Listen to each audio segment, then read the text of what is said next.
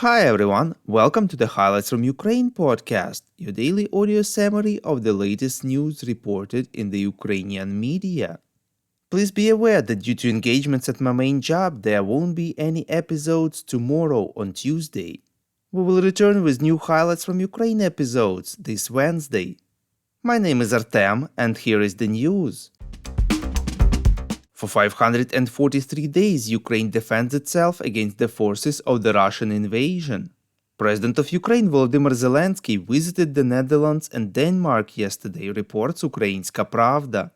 After negotiations with Dutch Prime Minister Mark Rutte, the Ukrainian President Volodymyr Zelensky announced that 42 F-16 fighter jets from the Netherlands will be in Ukrainian skies. During Zelensky's visit to Denmark, local Prime Minister Mette Frederiksen informed about plans to transfer 19 F-16 fighter jets to Ukraine. The planes will be provided after completion of the training of Ukrainian pilots.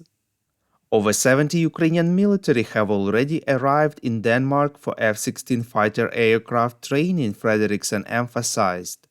She anticipated that the first batch of 6 fighter jets will be transferred to Ukraine by New Year. 8 more aircraft will arrive in Ukraine the following year and 5 more in 2025. Zelensky noted that he did not want to say anything about the likely dates of the training completion and the transfer of aircraft. Volodymyr Zelensky in the Netherlands ruled out the possibility of exchange of anything for Ukrainian territories. Thus, he commented on the possibility of peace negotiations with the Russian Federation, reports European Pravda. According to Zelensky, the only document on the basis of which peace negotiations can take place is the peace formula. In Denmark, he was asked about the possibility of territorial concessions for the sake of Ukraine's membership in NATO. The president said that Ukraine was ready to exchange it for the Russian city of Belgorod.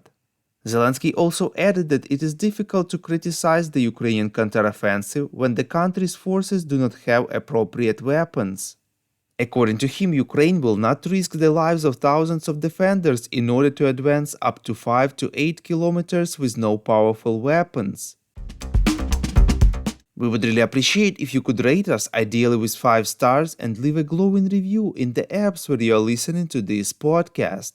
Google Podcasts, Spotify, Apple Podcast, and others. This way more people would learn about the podcast and truth about Russia's invasion of Ukraine. The Economist informs that Ukraine has changed its tactics since the start of its counteroffensive in June 2023, reports Union. Instead of using the approach that involves heavy losses, the Ukrainians are now trying to suppress the Russian forces with artillery, electronic warfare systems, and unmanned aerial vehicles. Referring to a source in the Ukrainian General Staff, The Economist writes that Ukraine has received only 60 Leopard tanks, despite having been promised hundreds. There is also a catastrophic lack of demining machines. We simply don't have the resources to do the frontal attacks that the West is imploring us to do, said the source. Another problem is the lack of air cover, which makes it difficult for the armed forces of Ukraine to break through Russian minefields and defense lines. For this reason, the military leadership of Ukraine postponed the counteroffensive for as long as it could. It is noted that the beginning of the counteroffensive in June was disastrous.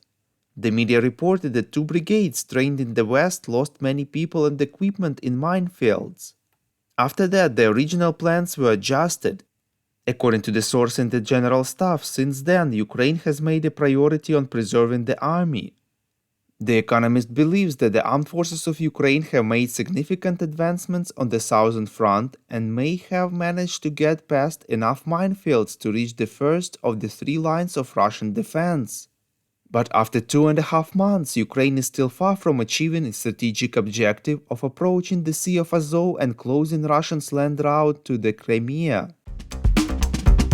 The rescue operation in Chernihiv after the Russian missile attack that happened on 19th of August has been finished, reports Ukrinform.